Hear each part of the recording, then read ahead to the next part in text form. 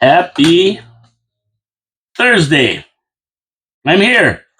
Did you think I wasn't going to show up? Doesn't work like that at your city, your voice. I'm here. Occupy Mars. Let's go. Okay, what do we got going on today here? We got a lot. There's lots going on today. And by the way, who stole the sun? All of a sudden, out of nowhere, it's freezing cold out there. What's up with that? What's up with that? Now I gotta check out my headphones here. I don't know this crazy thing here. Okay, we're ready to go. Your city, your voice, 4680Q, Paul Lemire. Let's get into it today. We got lots to talk about on this chilly May day. You know, what happened to the weather? Yesterday it was beautiful out. And today it's like I was on the edge of wearing a hat. That's how bad it is. I was on the hat day. I was going to wear a hat. Under 50, I wear a hat. It was like 50.5 or some crazy thing. So I don't know. This weather's whacked. One days it's beautiful. Some days it's crappy. But we're in the right direction. We're headed in the right direction. But before we get into the show, because we're going to talk about a lot of stuff, I have to talk about my sponsors. How simple is that? Wild Bill's Auto Repair and Body Shop, Pete's Pizza on Victoria Avenue, and of course, Hamill Machine Company. So we get the nice weather, the air conditioning's on, the sun's shining. Then we get the cold weather, the heat's on. You got to have everything working on your car right. It doesn't matter. It's got to work right. You don't want to get carnied and be embarrassed. You got to have your car working right. And how do you do that? You take it to Wild Bill's Auto Repair and Body Shop. Ken Hunter will give you the free spring inspection. Make sure your brakes are good, your air conditioning is working, your heater's working, your fluids are topped up. He's going to go through your whole car, throw it on the computer, make sure that there's no error codes. And if there is, he's going to show you the problem so you can see it yourself. You don't have to take his word for it. He'll take you right in the shop and show you, here, look at your brake pads. There's nothing left. You're going to kill yourself. And then he can fix it for you. That's the way they operate at Wild Bill's. They don't fool around. They let you know exactly what the problem is, show you if you want to see it, and then they fix it for you. You get in a wreck, they got a full body shop in one door, comes out the front door in showroom condition like a brand new car. You're going to be happy. Your car is going to be happy. I'm going to be happy. Support our sponsors because they support the city and they support the show. Thank you very much. And while you're at it, check it out down here. Subscribe, hit the notification button, give us a thumbs up, help the algorithm so we can get the show out to more and more. As a matter of fact, the show's on Rumble now. That's right, I download it onto Rumble every day. So if you're a Rumbler, you can find it there. You'll find the show there from now on. Now, lots happening here. We're getting this show out. We want more viewers. We want more people involved. The more the merrier. We have an election coming up in 2026, and we want to be here talking about it right up to Election Day, get everybody involved to make sure everything's running the way it should be in Niagara Falls, and we get the best money, no, the best council, not the best council money can buy. Okay, moving on.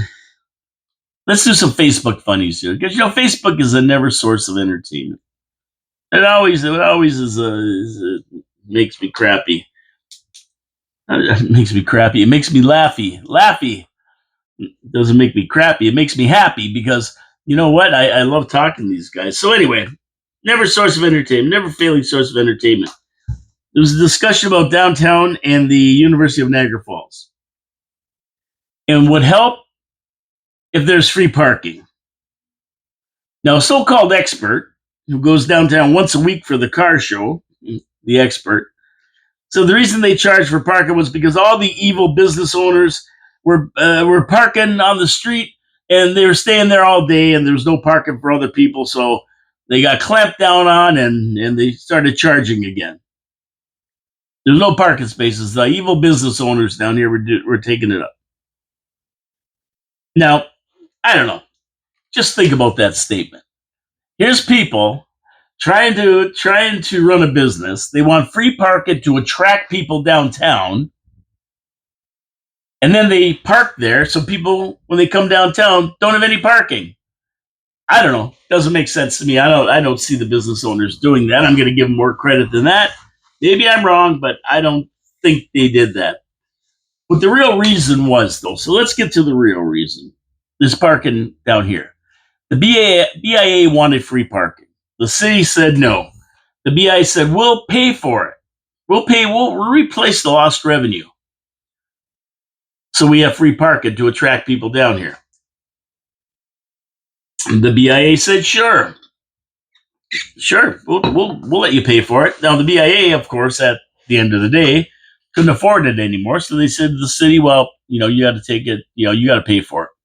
We can't afford to. And the city said, we're not paying for it. And they said, so what we're going to do is put the parking meters back. And that's what they did. They just put all the meters back. So the real reason was simply economics. The city wanted revenue. The BIA wouldn't pay anymore because it was too expensive. And then the city took it over and put the machines in, the newfangled machines. And now we pay for parking down there. That's what really happened. Now, if I'm wrong, somebody out there correct me, because this is how I remember it. And I'm not saying I'm right. I'm saying that's how I remember it. And that's what I remember happening. And I think that's the way it happened. Now, I could be wrong. If somebody wants to correct me, that's fine. And if it's because the business owners were parking there, then that's fine too. I'll give it to the guy as far as being right. But I don't think that's right. I don't remember it happening that way. And I'm going to stand by my assertion. Now, when I called him out on it, his answer was to block me. Sometimes the trash takes itself out.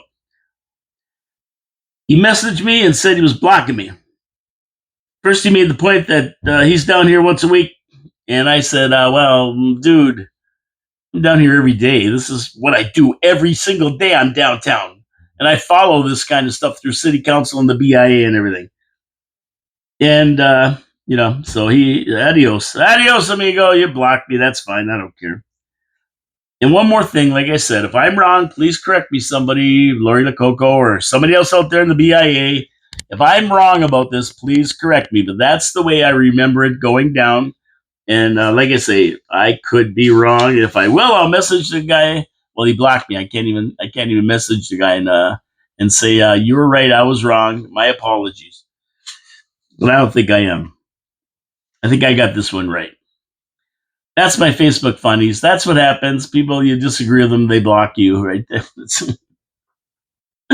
That's Facebook life. Viewer comments. Free hospital parking at Lemire's house at Penny Brookify. Says free hospital parking at Lemire's house. That's not a bad walk. Out the back of Scott subdivision on the Portage Road at John over the highway overpass. And you're there. Yeah, well, yeah, you can come and park at Miles, I guess.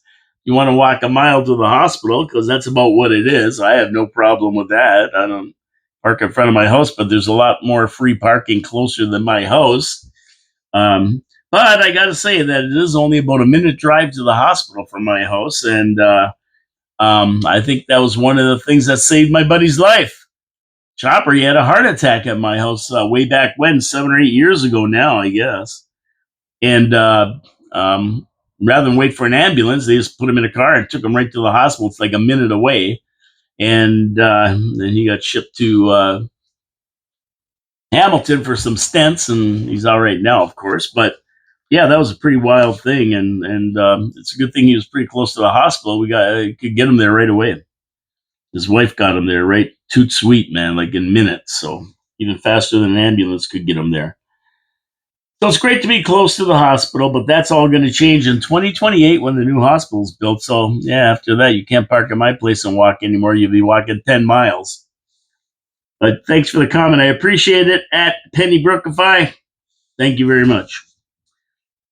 So let's talk about I want to talk about some council notes here, because there's some confusion about exactly what's going on. But first, I want to talk about. No, that's good. We're going to talk about council notes. I watched council, and everything went pretty well the way I thought it was. I didn't see anything crazy there, but there was one note that, to be on city council isn't easy. You've got people there always wanting you to do things, and there's a lot of pressure to do the wrong thing. And what I mean by the wrong thing is the right thing for them, maybe, but the wrong thing for the city in general. And there's a good example of that. Item 7.2 at Tuesday night's meeting, a planning matter. There was a build that was approved on the corner of Angie Drive and Gardner Road, a 6-story building that really looked beautiful, fitting with the neighborhood, not only with the planning guidelines, provincial planning guidelines, the whole ball of wax. It was perfect. And it also met the mandates of the Ford government of this build faster. We need more houses built, more units built. So it checked off every plan. So city staff approved it.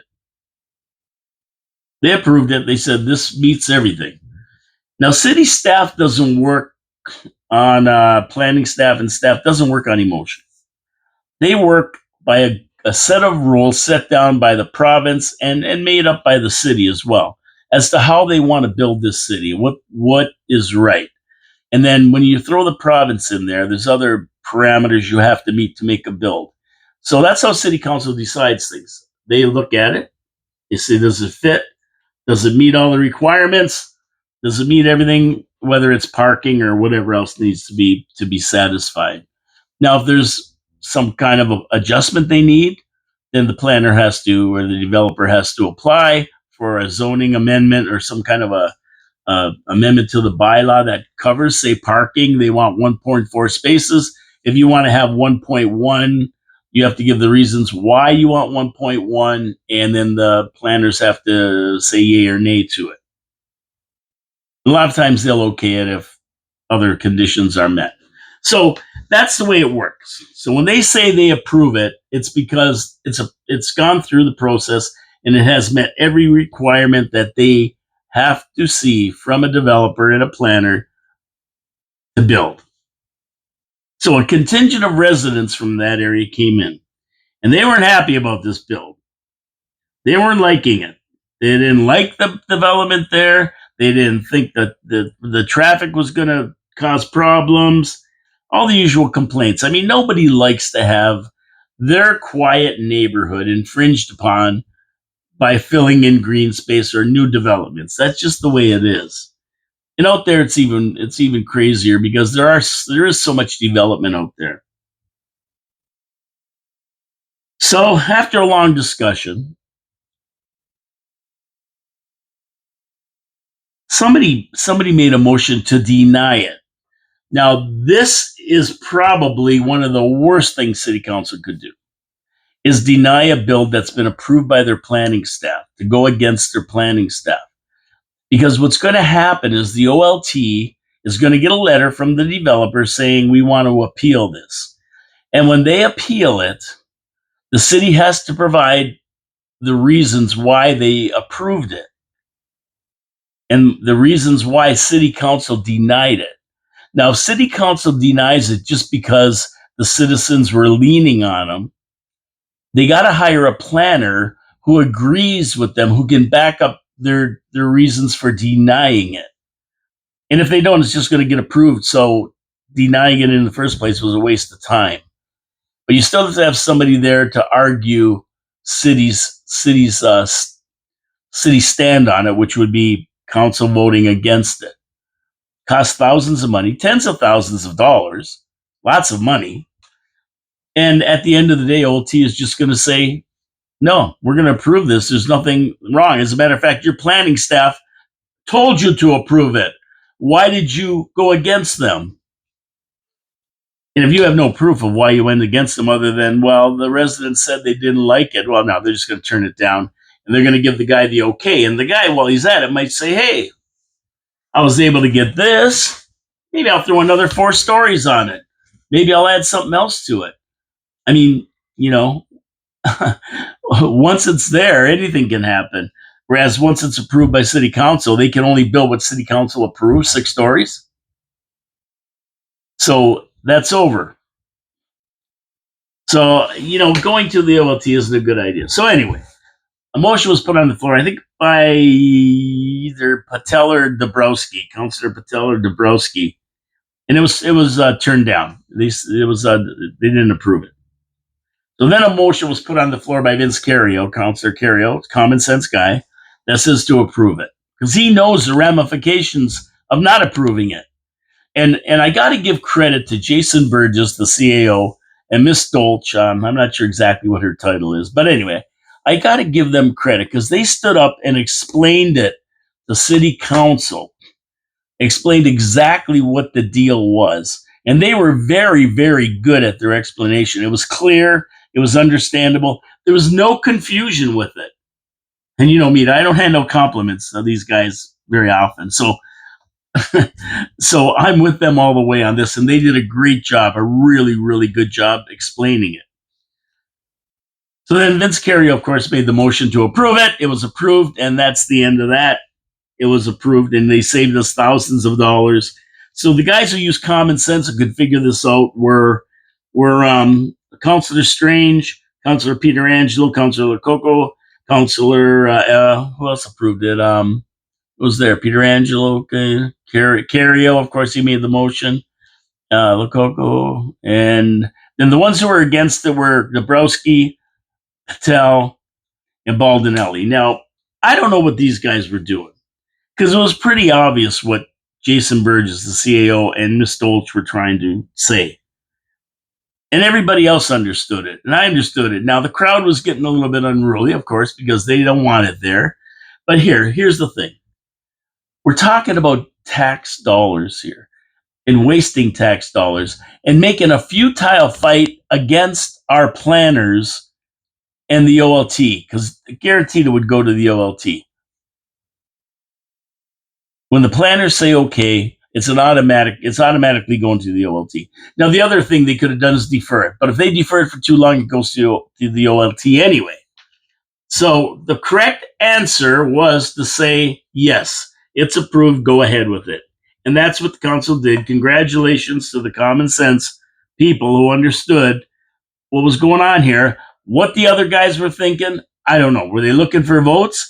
They thought if they said no, the people would like them more and they get more votes next election? Or were they just not? They just couldn't understand what was going on here and the repercussions of saying no. But either way, it went through, so that's good. Now, Councilor Patel lives in the neighborhood. So I can understand maybe she didn't want to take flack from those around her about voting no, so she voted yes.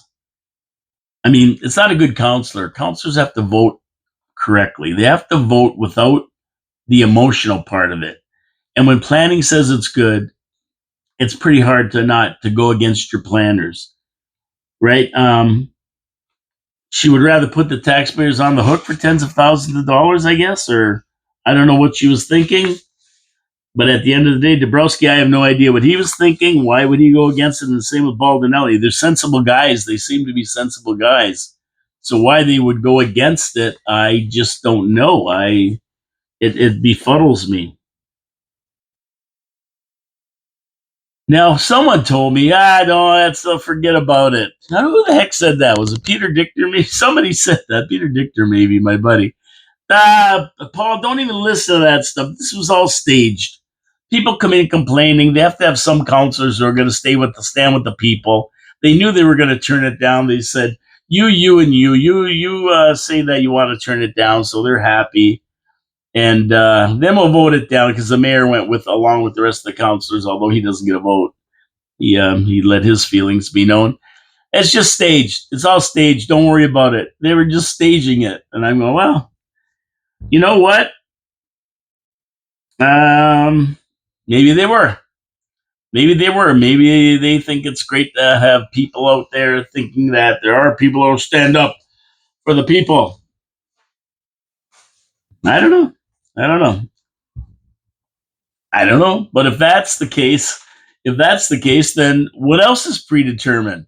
What else do they decide in the secret meetings and come out and stage this whole charade about concern for the people and da da da da, and then they voted for a yes anyway? I don't know. Pretty weird, though, huh? Pretty weird. Pretty weird. But anyway, that's the deal there. So when you see them go against you and the planning says yes, it's not because they're going against the people. It's because they know the repercussions of saying no. They know it's going to cost us tens of thousands of dollars. They're doing everybody in the city a favor because 10 people don't like it. There's 110,000 or 100,000 or 110,000 people in the city who don't care. Not their neighborhood. They don't care. But they care about one thing. They don't want to waste money. They don't want to waste $10,000 or $20,000 fighting something that's a fait accompli. It's already done. So if you were wondering what that was all about, that's it right there. Now, I also want to address this elephant in the room because it's been all over the news and everything. And I don't think that we should just ignore it on the show here. I would be remiss if I didn't mention the article about Councilor Mike Strange being arrested and charged with assault after an incident in a home early Saturday morning. Now, I'm just giving it to you out of the review as written by Reese Pateri and I think Allison Langley. Was it Allison Langley or Karina Walter? This was an article in the review, so I'm not giving you anything that's not already published. There's no rumors. This is right out of the review. He was charged with assault on a woman and released from the St. Catharines courthouse the same day with conditions. Strange denies the charges and says the situation has a vindictive element that unfortunately may need a court process. Apparently, police were called to a residence at 3 a.m. and upon arrival found a woman with injuries. She was treated at the scene. Shortly after, Strange was arrested. Court documents show that Strange was released on a promise to pay $2,000 if he fails to comply with the conditions on his release order, and $2,000 more from a surety. And that's a surety is like a co-signer. The conditions on his release include that he reside at an address approved by a surety. So he lives somewhere where the person who put up the money says, that they approve of him living at. Because remember, if he flees or takes off or doesn't show up or anything else, that $2,000 the surety has to pay. Or if they paid it, they don't get their money back, almost like bail. Now, the conditions of his release include that he reside at that address approved by the surety, that he not contact or communicate with the alleged victim, and that he not be within 100 meters of where she might be, including home, work, or other places she frequents. So it's a restraining order, basically. He also cannot possess any weapons. He goes to court on June 6th. Now, I just want to say one thing here. These charges are alleged. I agree. It looks bad. There's a woman that's injured, that's been assaulted. The cops come. She tells her story. She's treated at the scene, so she must have had injuries. She says who did it, and the cops pick up Mike Strange. But you got to remember that in Canada, a person is innocent until convicted in a court of law. That's the way it works. I mean, we've seen a lot of instances everywhere where people are accused of a crime, but when all the evidence is presented, they're found innocent. We've seen it before. Look at this Jesse Smollett guy in Chicago. Said these white guys assaulted him and blah, blah, blah. And then it was nobody. It never happened. He made it all up. So we have seen the accusations before go south once all the evidence is presented. Now, I agree. Like I said, this one looks bad. But I also believe in innocent until proven guilty. It's not good for Strange by any means. Hitting a woman is pretty well the lowest of the low in civilized society. I'm not sure who pressed the charges. I don't know if it was the victim or the police when they got there. I don't know who pressed the charges. That makes a difference. Strange made it clear in a statement that I've never harmed a woman and wouldn't under any circumstances. Yet here we are with police arriving to find an adult female with injuries who was treated at the scene. Personally, I'm just going to sit here and hold my judgment until he's convicted. He's going to court on June 6th. We'll see what they say and how the evidence is presented. I mean, I don't know the circumstances. I wasn't there. So I just have to wait until see it all washes out. I know a lot of people will judge the guy. And, these are very emotional things when a woman gets assaulted. I mean, that's right up there. That's one of the worst along with, of course, child abuse and sexual assaults of children and stuff like that. But all the evidence is going to come out, and if he's found guilty, I hope he pays the maximum penalty, because in these cases, I'm always yelling about criminal justice. Nobody's above the law, and neither is Councilor Strange. I hope he gets everything he deserves if he's guilty, and that includes jail time and whatever else. Now, we have another thing going on here, and that's council. What does he do about city council? And I can't speak for anybody, but I would just say if it was me, I would take a leave of absence or something like that.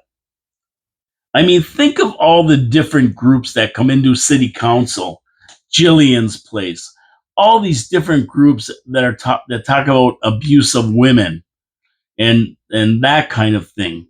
They come in and they look for money from city council. I mean, it's pretty hard for anybody who is really against violence against women to sit there with a guy who's been charged with that. I mean, the city gives them money, raises flags, and everything else for abuse of women. They support organizations that help women who are victims of abuse. How can they come to a council meeting with these charges hanging over one of the councilors' heads? I mean, we have 3 women on city council. How do they feel about this? Are they willing to sit there in a meeting with the guy? I don't know about our city council, but I'm telling you, there are councils that the women would not attend. They would not attend and protest. And you'd have people out front of City Hall protesting. I mean, yeah. So I don't know how that's going to turn out. And we have a lot of women on staff. I mean, women in executive management positions on staff that sit there week after week. We have our lawyer, our city lawyer, who's a woman. Are they going to sit there with somebody charged with that? I'm not saying they will or they won't. All I'm saying is these are considerations. And why, if it was me, I would just take a leave of absence until I was found innocent. If I was found innocent. And that would be that. I just got to close the door here. And that would be that. And I would just wait. But I'm not Mike. I don't know what he's going to do. And I don't know what anybody else is going to do with him in there. I don't even know if the mayor's going to take him aside and say, Mike, maybe you should just take a leave. I don't know. A leave of absence kind of makes sense to me. It'd probably be a little bit of an honorable thing to do, but hey, that's just me. That's just me. He was there at the last meeting on Tuesday after the charges, so I don't know what he's going to do. But like I say, I'm going to just hold on, see what the courts say. Innocent until proven guilty. That's how it works. And reserve my judgment, although I know I'm going to hear a lot of bad stuff because people take this seriously. It's not a joke. It's not a joke at all. So that's my view on it. I know everybody wanted to see what I was going to say. Guaranteed everybody wanted to see what I was going to say about it. That's my view. Leave your comments. What do you think? What do you think? Am I being too nice? Should I have been harsher? Or am I being sensible and just going by innocent until proven guilty? Do you agree or disagree? Leave comments. We'll talk about it. We'll talk more about this. We're going to talk more about this, guaranteed. It's people are talking about it. We'll see what happens. We'll see what happens. We don't know all the we don't know all the details neither. That's another thing that I'm saying. I wasn't there. I don't know what went down, how it went down. All we read about is what happened in the paper. So, oh man, crazy stuff going on. So, some good news. Some good news here for a change. Some years you just get lucky. And this could be the year. That's right. A chilly spring and dry April means that there are going to be fewer pests, i.e., mosquitoes. And I'm going to get into that in a minute, but first I want to get to my second sponsor, Pete's Pizza on Victoria Avenue. And you know, I'm a pizza snob. There's certain places I get my pizza from, but these days it's been Pete's Pizza because they're consistent. They use the Mancini family recipe for sauce. They use the Mancini family recipe for crust, and they blend the cheese they use, the Saputo mozzarella and brick blend. They blend it and throw it on the pizza, but it's in the right ratio to the sauce, so you get the flavor of the sauce with the beautiful flavor of that mozzarella and brick cheese blend. They cook the pizza perfectly, some cornmeal on the bottom. You got a winner, and it's consistent every time. They use fresh ingredients, and they know how to cook a pizza. They cook it right. You know, it's not raw. It's not burnt. It's right, that right beautiful cook in the middle, just right. Just the way I like it anyway. Now, they're not just a one-hit wonder over here. They have beautiful chicken wings, great chicken wings. And by the way, today, the chicken wings are $9.69 a pound if you're hankering for some wings. Wednesdays, it's $19.99 for a tray of pizza with 3 items. How can you beat that? Awesome. They also have steak and cheese poutine, panzerotti, steak subs. They run the gamut of good food. You can't go wrong there. You're going to find something you like. Now, how do you get this wonderful food? Well, you dial 905-374-2222 or go to petespizzavictoria.ca, or they use Skip and all the other stuff. They're open till midnight during the week, 2 in the morning on Friday and Saturday for your convenience. How are you going to beat it? Order a fresh pizza. My buddy Tony Nero said he ordered one and it was there in a half an hour, hot, out of the oven. How can you beat that with delivery and everything? Pete's Pizza, Victoria Avenue. Support my sponsors. They support the show. They support the city. They support everything. They're really good. They're really good businessmen in Niagara Falls. We want to support our local business. Okay, so mosquitoes down. Yep, it's going to be delayed the start of the mosquito season because unless we get heavy rains, which we really haven't got a lot of heavy rain, they don't have anywhere to breed. You know, they breed in puddles and stuff like that. So if you want to help yourself around your yard, anything that's sitting around little flower pots, they get full of water, that's a good place for them to breed. Get rid of it. But it usually picks up in April and May, but those are April showers that bring Mayflowers also bring the mosquitoes. But with low rainfall, low temps like today, the drillers have been delayed. So we might not see them till the middle of summer. And of course, so will the viruses. I mean, you know, they carry West Nile virus. But get rid of those puddles, get rid of those containers. We're going to look like we're going to have a good summer, less pests. We can always use less pests. And away we go. Now, it says that if you keep everything dry, right, empty those water containers. Bird baths are another one that could harbor them. And if you wear light-colored clothing, you don't want to wear dark-colored clothing, light-colored clothing, and use Health Canada-approved insect repellent, you should be good. What I usually do, to be honest with you, is I get a fogger, and I fog around the area I'm going to sit in. I'm going to sit out front with the bushes and the grass. I fog it. That keeps them away. And I also light picks, you know, those coils. Light up one of those. That usually does a good job too. If you're smoking weed, that might do it too. I don't know. I never did that, but I would imagine they don't like smoke. There you go. Could be a good season for pests or a bad season if you're a pest. Good season for us. Now, in happier news, let's stay on with the happy news. Let's stay on with the happy news here.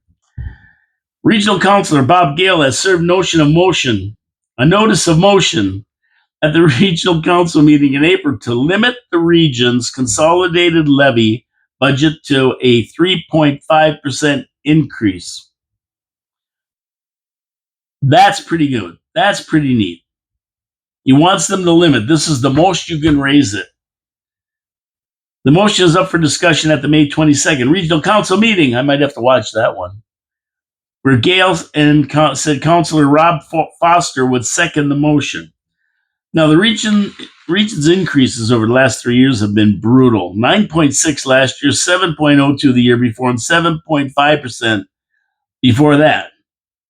So 3.5% is heaven compared to those rates. Gale says that the Municipal Act establishes that a regional council is required to maintain the financial integrity of the municipality, and Niagara is currently confronted with unprecedented economic and financial challenges. He feels that past levies have placed a heavy, unaffordable, and unsustainable tax burden on property taxes for residents and local businesses, which is true. Local businesses have to pay the tax too. And even if they're renting, their landlords have to pay it, and their costs go up. So it affects everybody. We talked about that many times with Chris Regas, how government is the biggest purveyor of inflation. They cause more inflation than anybody else, the government. If passed, the motion would direct regional departments to set a guidance rate of 3.5%. That's it, no more. For example, the police budget that increased 13% this year to $213 million, 3.5%. That's it. Now, to me, finally, someone on council is stepping up and using common sense to come up with a strategy to take the burden off of taxpayers. Now, me personally, 3.5% is too much. I want zero. I want zero. If it was me, I'd be putting a motion through for zero. No, here's your budget from last year. You work within the budget. You cannot increase the budget. You cannot increase it unless you come to council and council has maybe a unanimous vote to increase the debt ceiling, to increase the budget ceiling. I would be zero, but that's fine. 3.5% is the start, and it's better than 9.6%.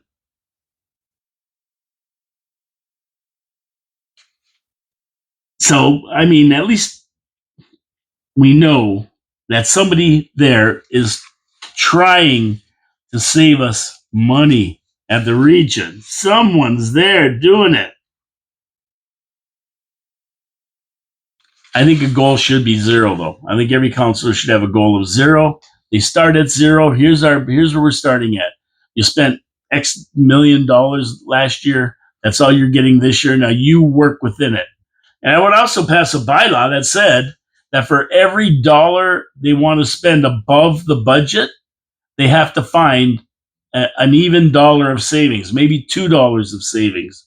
So you want to spend 100,000, you have to find 200,000 of savings. I think that should be a law too. That a bylaw or law or whatever you want to call it, that for every dollar you spend, you have to find another dollar or $2 somewhere else. And that's what's happening. And thank you, Bob Gale. Bob Gale's doing his job over there. And I think we should have that at our city council, although ours was, I think it was 4.9% this year. But I think still our council should be under a gun too. I don't think they should be able to raise it 7.5% like they did last year. I mean, 4.9% for the 2025 budget, but for 2024 it was 7.5%, something like that. So I think that we should really get on that one and make some kind of a limit. I'd like to see zero. It's zero. You can't go over this. That's the bottom line. Find ways to save money. You know, Remember they told who was it that stood up and told Jason Burgess to find $1 million. We want you to find $1 million off this budget for next year. Did we ever see that? No, nobody ever mentioned that again. Not one person mentioned that, nor did the CAO, the Penguin, Jason, nor did he get up and tell people, this is your million. Here's where we saved $1 million for you. I never saw that because it didn't happen. These guys talk, we don't see any action. It's crazy. It's crazy. Now over to this meeting here with Trump and Carney. Did you see that joke? How the guy Canada elected because he could stand up to Trump. How he could go down there and get ragdolled and basically crucified by Trump in Vance. He looked like a lackey. This guy's going to stand up to Trump. I said he's not standing up to Trump. It's impossible. He's just not the guy to do it. I don't even know who the guy to do it is. Trump is Trump. And what did he talk for, Carney? He said like maybe a paragraph. Canada's not for sale at any price. Those buildings aren't for sale. Buckingham Palace. Funny that he said Buckingham Palace. He never said the Parliament buildings. He never said anywhere else. Buckingham Palace. And then he said, and the White House. And Trump's just laughing. And Trump's famous words are, never say never. I've learned through my real estate negotiations that never say never. A lot of deals that I didn't think I was going to get, then I got. So Trump just was looking at him like, and then Carney came in with all the Trudeau idiots, all the Trudeau contingent behind him, the same guys from before. Trump's just looking, going, like, what the hell? Never say never. Never say never. Carney said Canada's never going to be the 51st state. Never say never. Trump told him straight up. I mean, he's talking to reporters who asked him. Carney's sitting over here with his head down. And Trump said, we don't need your cars. We don't need Canada's steel. We don't need Canada's aluminum or anything in Canada. We don't need anything from them. And then Carney's just sitting there, like, what's he going to say? But Canadians have to realize that everything the United States need is in-house. They have in-house. They don't have to deal with anybody, especially Canada. I mean, they got more lumber and everything in the United States than you can imagine. They haven't cut it down, and they've been taking Canadian lumber because of the EPA. We can't cut trees down. We can't do this. The people in California are rubbing their hands. There's so much lumber there that they can't cut. It's unbelievable. All Trump has to do is sign an executive order, and they can cut all the lumber they want. There's tons there. As a matter of fact, we see it burning down every year. They don't need lumber from Canada. They don't need nothing from Canada. Told them straight up.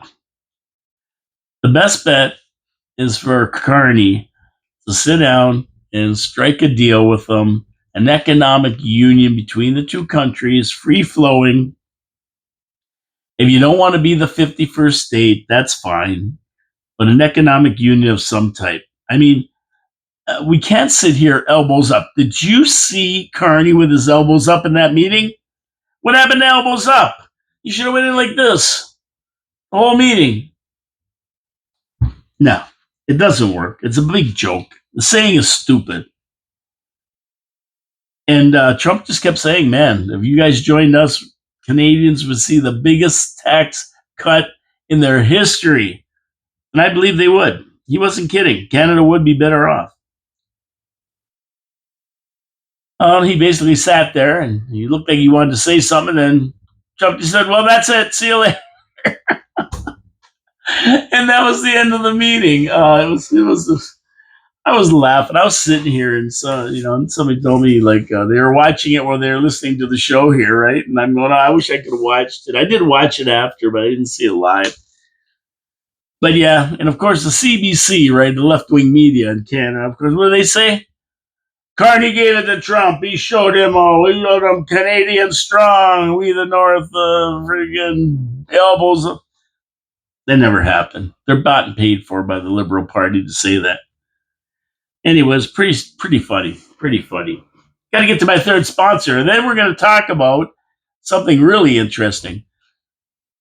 My third sponsor is Hamel Machine Company. Now, Hamel has been around serving industry in Niagara Falls since 1948. Anybody who knows about industry knows how important machine shops are to them. Without a machine shop, these businesses would be in trouble. When something breaks, they don't have time to order new parts, wait for them to come from wherever the machine is made in. Some are made in Germany, some are Italy, some are all over the world. You can't wait for parts. They need to be fixed right away. Time is money. When production is down, they're losing money. So where do they go? Hamel Machine Company. Broken part, they fix it. Can't fix it, they re-engineer it. They have 3D printers, water jet cutters. They can make parts. But they don't only make the parts because they have engineers and designers over there. They look at the part and say, how can we make this better? They have it. They know what they're doing. And they've taken parts from industries and increased their production times. They've actually made them able to make more of the product in less time, which means more money. That's what they do. They re-engineer. They work with the wine industry. They design aluminum racks rather than steel ones, so they're easier for the employees to handle.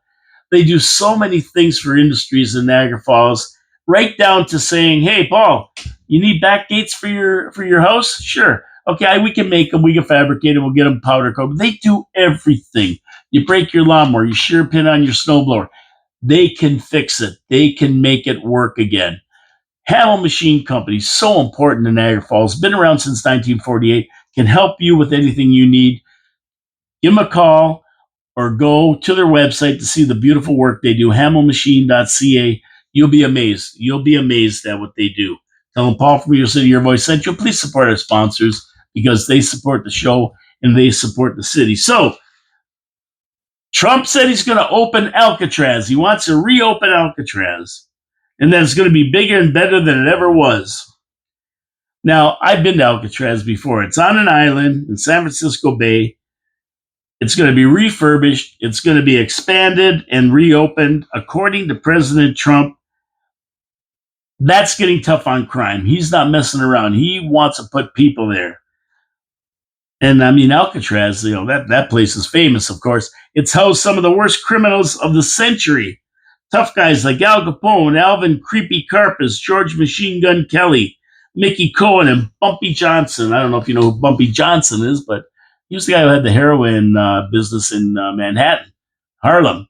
Big name. They did a movie about him called, I think, American Gangster.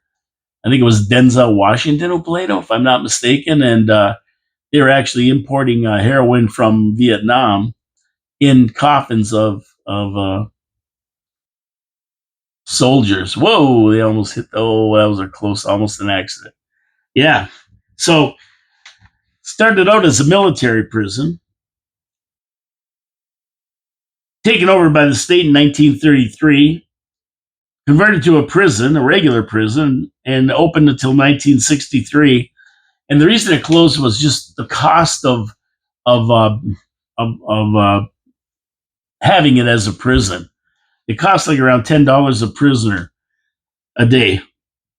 And when they built the new one in Atlanta, that was about $3 a day. And for a lot of different reasons. Number one, Alcatraz was old and decrepit. It's been sitting in the middle of San Francisco Bay, all salt water, for all those years, and the salt had gotten into all the concrete and everything, and a lot of maintenance on it. And number two, it's an island, so everything had to be brought over by boat. There's nothing there except it's rock. Very expensive to run.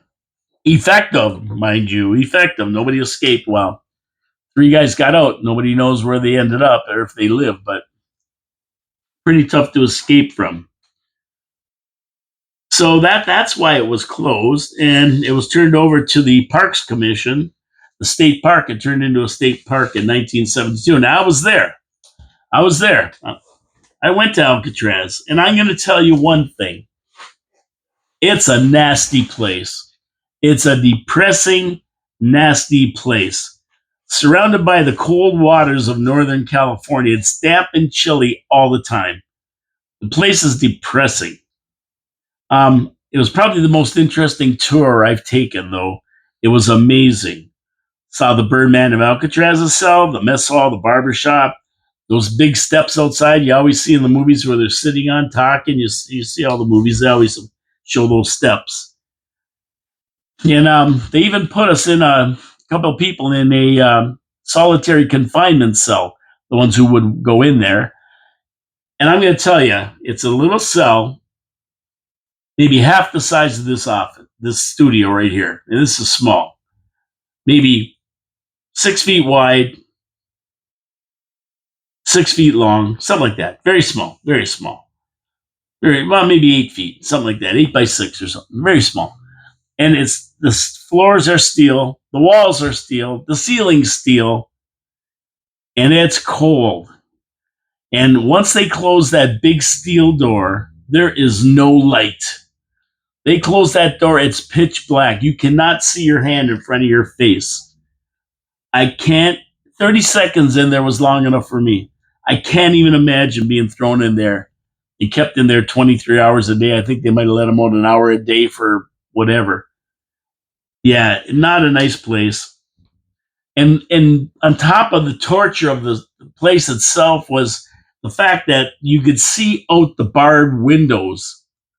You could see across the bay. And it's not that far across the bay, but you could see San Francisco with all the cars and all the lights, and you could hear people laughing on the waterfront and enjoying life free while you're sitting in this sad place. Yeah, Trump's going to open it back up, and I think let's see. Do you have anybody you want in there first? Well, I'd like to see Fauci number one, Shifty Shift number two.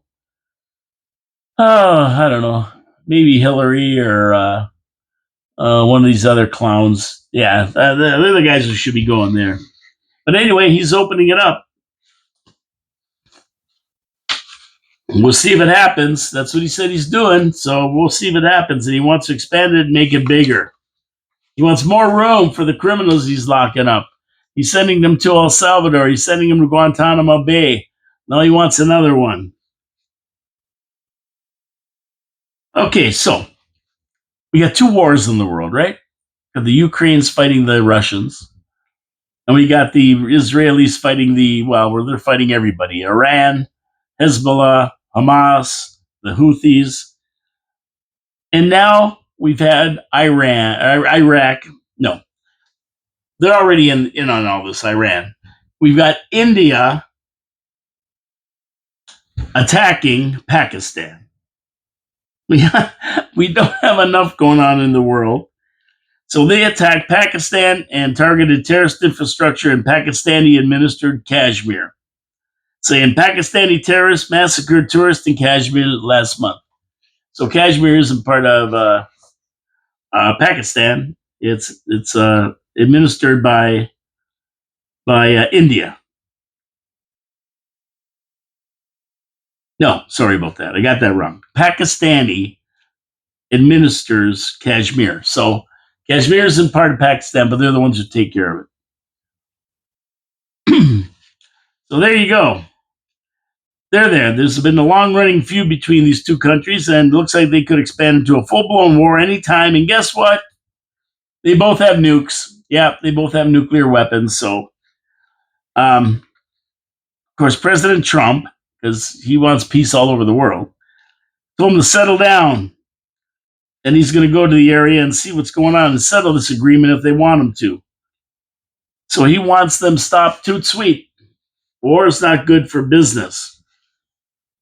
So we got another one started. Now we got to watch that one. So 2 is not enough.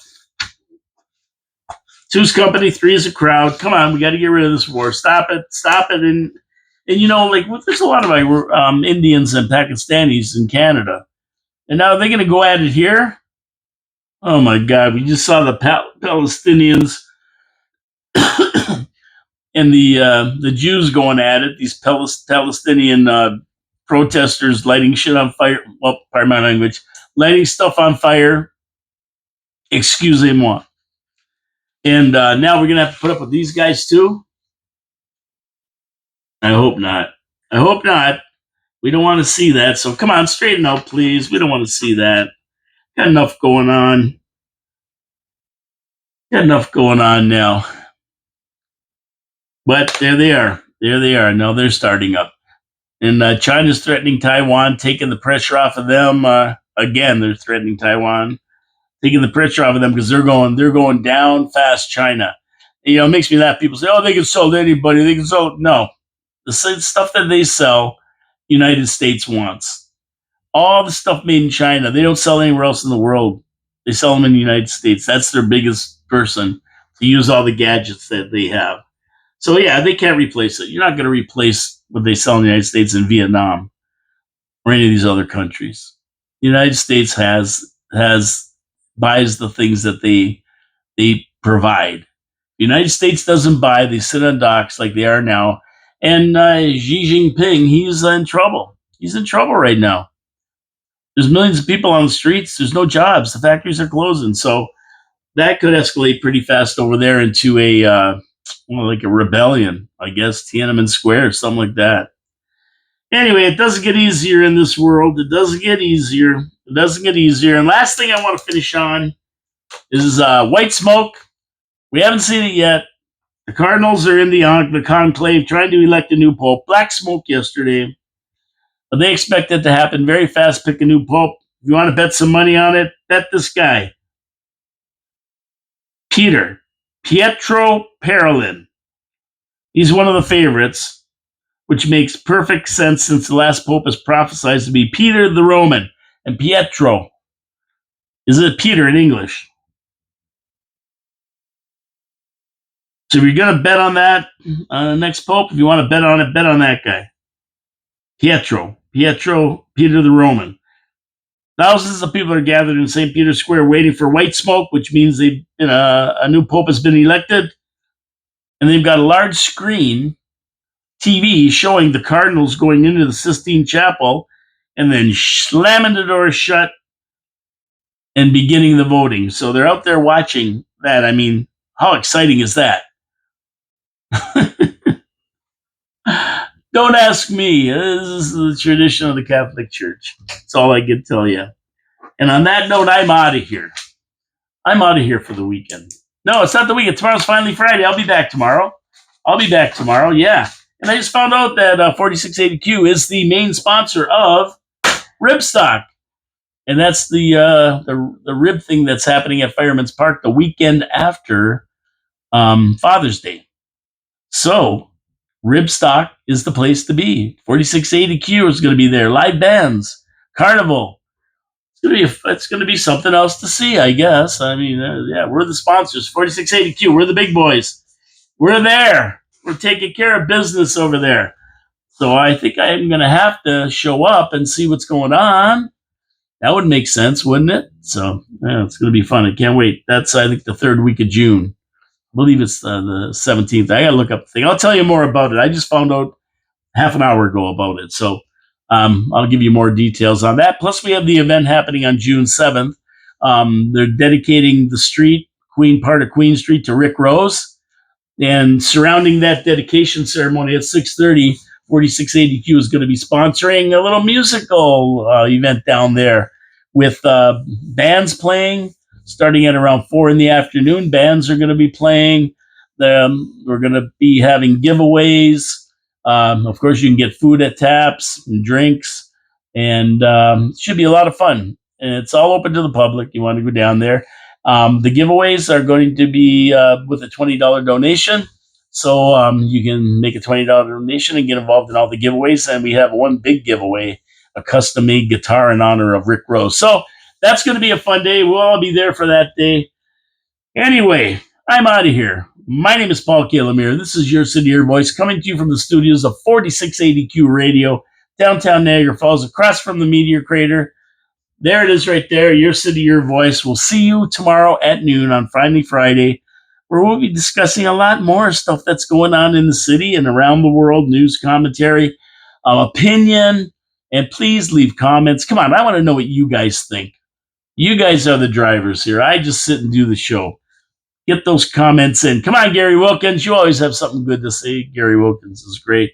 And all my other people, Penny Brookify and Iceman69 and all the other people who leave such great comments. Thank you very much. I appreciate all of you. God bless you. We'll see you tomorrow at noon with Finally Friday. Have a good one. Enjoy this chilly weather. Ciao, ciao for now.